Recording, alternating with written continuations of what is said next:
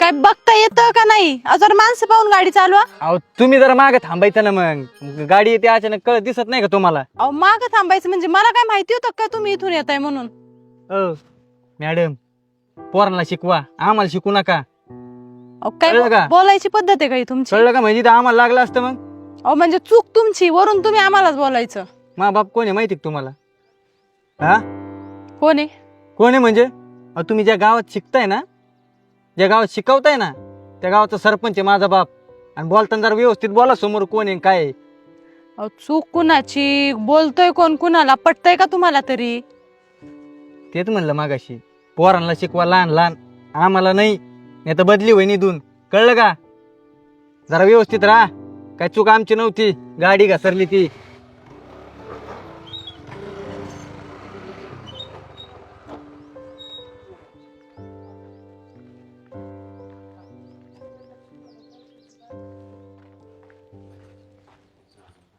मावशी, सरपंच साहेब आहेत का?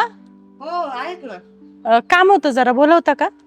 आहो आहो येता का बाहेर जरा? काय झालं मॅडम, काय काम होतं? नाही काही नाही, मी आता शाळेतून येत होते. हा. तुमच्या मुलांनी मला गाडी आडवी मारली. मग माझ्या पायावर गाडी जाता जाता राहिली आणि मी बोलले तर उलट मलाच बोलला तो. अहो लहान आहे, जाऊन द्या. तुम्ही काय मनावर घेता एवढं? तुम्हाला लागलं नाही ना? अहो पण असं नसतं. काय झालं मॅडम? अहो काही नाही, मी आता शाळेतून येत होते आणि तुमच्या मुलांनी मला गाडी आडवी मारली आणि मी त्यांना त्यांची चूक सांगत होते, तर ते उद्धटपणे मलाच बोलले उलट.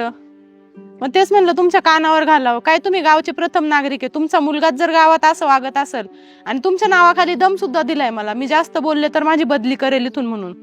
असं बोलला तो? हो, अक्षय, तुम्हाला माहिती पाहिजे तुमच्या मागं असं बोलतात म्हणून आले मी. काय माहितीये का मॅडम, पहिली गोष्ट, शिक्षक असो नाही तर कोणी असो, महिलेशी माणसानी मान सन्मानानेच बोललं पाहिजे. का हो बाप्पा? तू मॅडमला काय बोलला होता का? काय नाही, आपलं सहज अशी गाडी आडवी आली, जरा गडबडीत होतो, बोलला असेल एखादा शब्द. लाज नाही वाटत का तुला? मारून. हा, तू शांत राहा. माफी माग त्यांची आधी, माफी माग. मॅडम चुकलं माझं, मला माफ कर. बाप सरपंच जरी असला ना, तरी शिक्षक हा बापापेक्षा मोठा असतो मानाने. कारण की बाप फक्त 5 वर्ष गावात सरपंच असतो, शिक्षक हा 10, 12, 15 पिढ्या गावातल्या घडवत असतो. तेव्हा त्यांच्याशी मान सन्मानाने बोलायला शिक. आणि काय माहितीये का, सरपंच पद हे बापाला लोकांनी दिलेलं आहे. बापानी भीक मागून मतं गोळा केलेली आहेत. तेव्हा त्या लोकांचा मान ठेवायला शिका. हा, पळा. चला येते मी. मॅडम, मुलाचं काय चुकलं असेल तर माफी मागतो. त्याच्या वतीने आम्हाला माफ नाही करा. तुम्ही नका माफी मागू, फक्त नीट व्यवस्थित बोलायला शिकवा, बस झालं तेवढंच. चल. चला.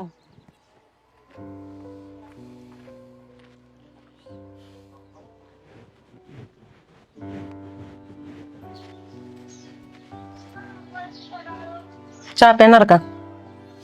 हा ठेव चार, आलोच. मला बोलायचं होतं थोडं. काय बोल. मगाशी तुम्ही त्या मास्तरीनबाईंसमोर त्याच्या कानफाडात मारली, ते बरं आहे का?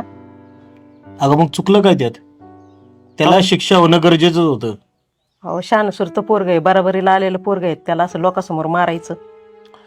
हे बघ, मुलगा किती वयाने मोठा झाला ना तरी बापापेक्षा बारीकच असतो. आणि जी गोष्ट चुकीची आहे ना त्यात शिक्षा मिळालीच पाहिजे. मग तो मुलगा शहाणा असो, मोठा असो, छोटा असो, त्याला त्याच्या चुकीची जाणीव झाली पाहिजे.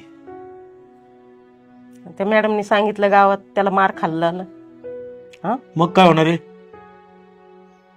त्यात काय कमीपणा वाटायचं आहे? अरे जर चूक केली आहे ना आपण, तर त्याची शिक्षा भोगताना माणसाला लाज नाही वाटली पाहिजे. आणि गावात सांगितलं म्हणजे तू काय त्याची पाठराखण करते की काय?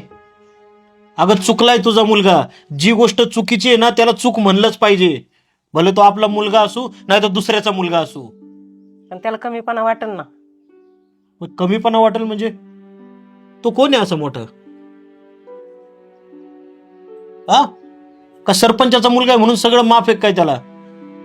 सरपंचाचा मुलगा जरी असला ना तरी त्याच्या मनावर हे बिंबवू नका तुम्ही कधी की तुझा बाप मोठा आहे, तुझ्या हातून काही गुन्हा घडला तरी चालेल.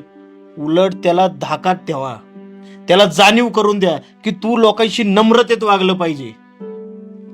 आपणच आपल्या मुलांना बिघडवायचं नसतं.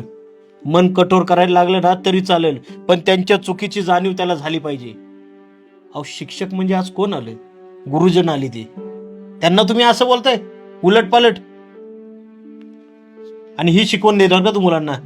उलट बोललं तरी चालतंय, तू सरपंचाचा मुलगा आहे. आईची माया कुठेही उपयोगाची नाही. वेळ प्रसंगी चुकीला चूक म्हणलंच पाहिजे मुलांच्या. ठीक आहे, मी चहा ठेवू का? ठेवा.